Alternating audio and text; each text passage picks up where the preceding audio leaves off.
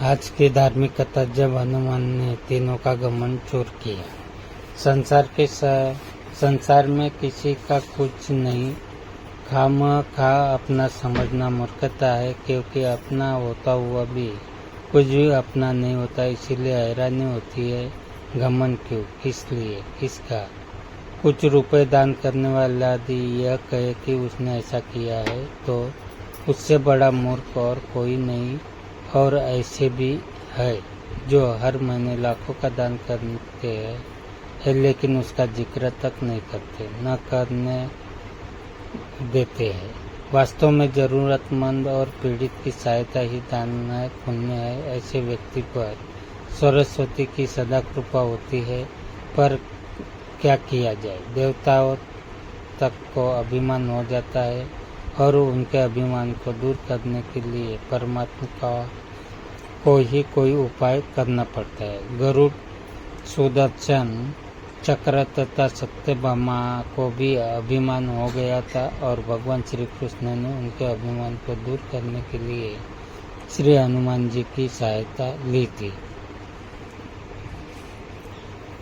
श्री कृष्ण ने अपनी पत्नी सत्यभामा को स्वर्ग से पारिजात लाकर दिया था और वह इसीलिए अपने आप को श्री कृष्ण की अत्यंत प्रिय और अति सुंदरी मानने लगी थी। सुदर्शन चक्र को वह अभिमान हो गया था कि उसने इंद्र को, वज्र को निष्क्रिय कर दिया था।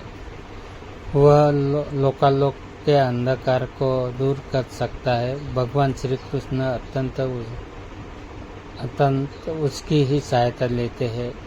गरुड़ भगवान कृष्ण का वाहन था। वह समझता था भगवान मेरे बिना कहीं नहीं जा सकते, इसीलिए कि मेरी गति का कोई मुकाबला नहीं कर सकता।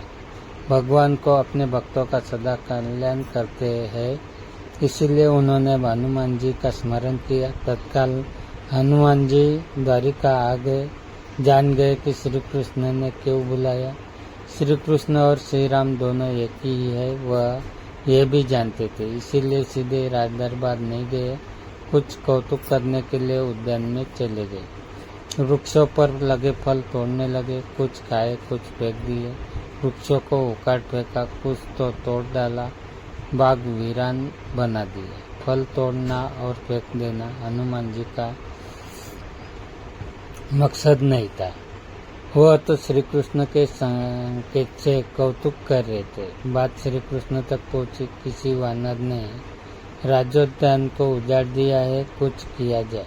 श्री कृष्ण ने गरुड़ को बुलाया, कहा जाओ सेना ले आओ, जाओ उस वानर को पकड़ कर लाओ। गरुड़ ने कहा प्रभु, एक मामूली वानर को पकड़ने के लिए सेना की क्या जरूरत है, मैं अकेला ही उसे मजा चखा दूंगा। कृष्ण मन ही मन मुस्कुरा दिए, जैसा तुम चाहो, लेकिन उसे रोको।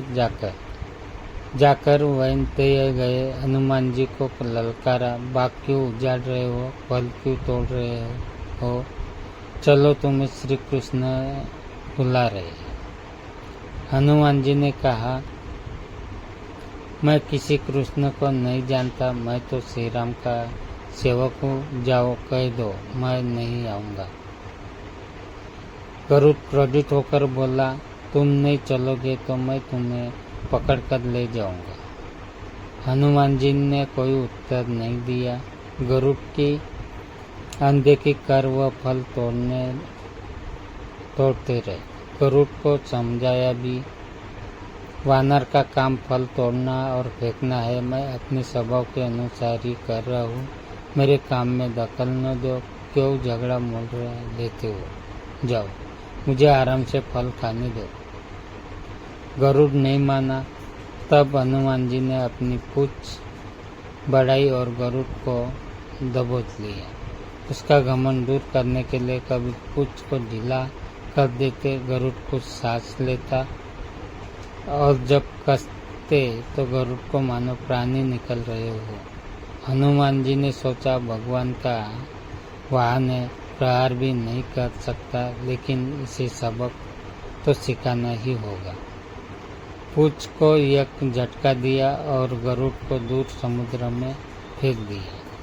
बड़ी मुश्किल से वह गरुड़ दरबार में पहुंचा।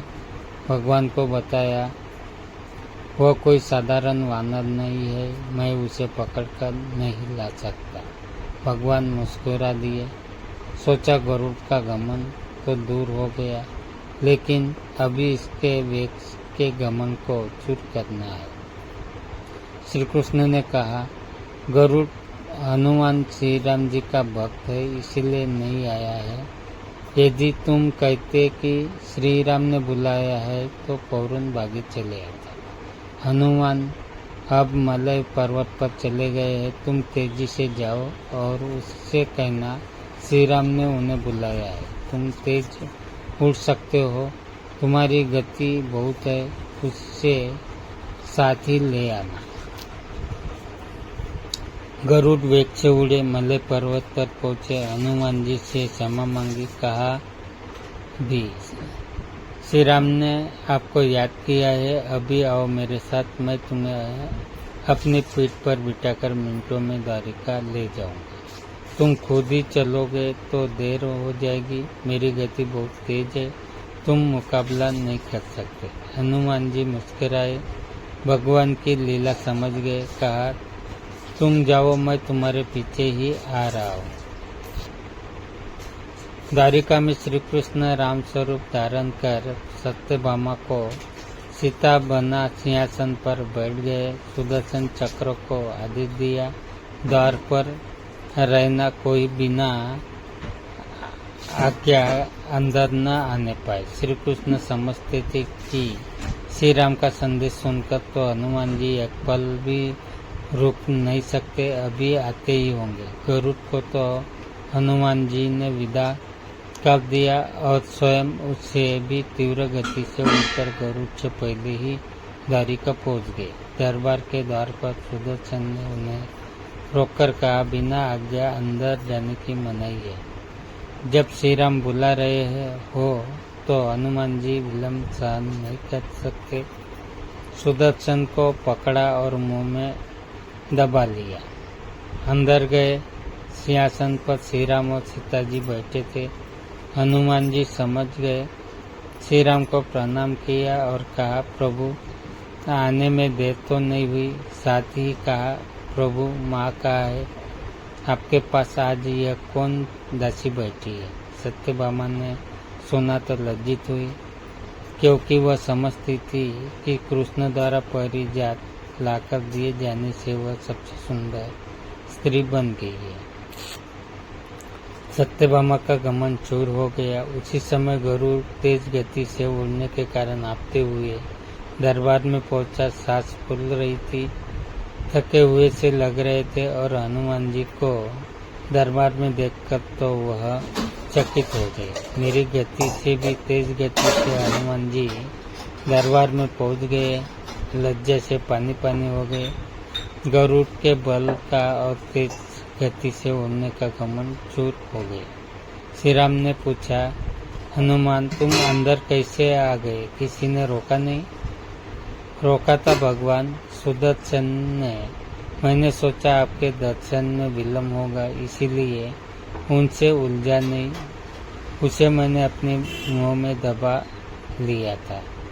और यह कहकर हनुमान जी ने मुंह से सुदर्शन चक्र को निकालकर प्रभु के चरणों में डाल दिया। तीनों के घमंड चूर हो गए। श्री कृष्ण यही चाहते थे।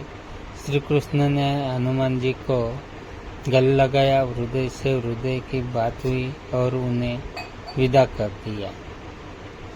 परमात्मा अपने भक्तों में, अपने निकटस्थों में अभिमान रहने नहीं देते। श्री कृष्ण सत्यभामा, गरुड़ और सुदर्शन चक्र का घमंड दूर न करते तो परमात्मा के निकट नहीं रह नहीं सकते थे, और परमात्मा के निकट रह ही वह सकता है जो मैं और मेरी से रहित है। श्री राम से जुड़े व्यक्ति कभी अभिमान हो नहीं सकता। न श्री राम में अभिमान था और न उनके भक्त हनुमान में। न श्री राम ने कहा कि मैंने किया है और न हनुमान जी ने कहा कि मैंने किया, इसीलिए दोनों एक हो गए, न अलग थे न अलग रहे।